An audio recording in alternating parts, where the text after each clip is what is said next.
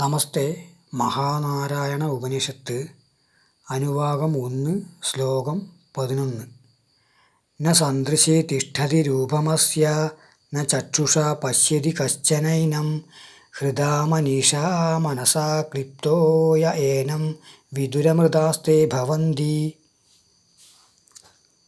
ഈ പരമാത്മാവിൻ്റെ സ്വരൂപം ഇന്ദ്രിയങ്ങളെക്കൊണ്ട് ഗ്രഹിക്കാവുന്ന നിലയിലല്ല ഇരിക്കുന്നത്.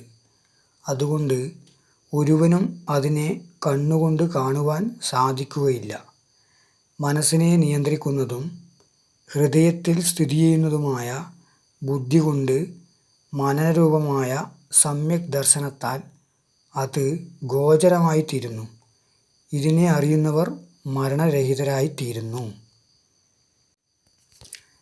ന സദൃശേ തിഷ്ഠതി രൂപമസ്യ ന ചക്ഷുഷ പശ്യതി കശ്ചനൈനം ഹൃദാ മനീഷാ മനസാഭിക്ലിപ്തോ യ ഏനം വിദുരമൃതാസ്തേ ഭവന്തി. അസ്യ ഇവൻ്റെ രൂപം സദൃശേ ദർശന വിഷയത്താൽ തിഷ്ഠതി സ്ഥിതി ചെയ്യുന്നില്ല. കശ്ചന ഒരുവനും ഏനം ഇവനെ ചക്ഷുഷ കണ്ണുകൊണ്ട് ന പശ്യതി കാണുന്നില്ല. മനീഷ മനസ്സിനെ നിയന്ത്രിക്കുന്ന ഹൃദയസ്ഥിതമായ ബുദ്ധി കൊണ്ട് മനസ്സുകൊണ്ട്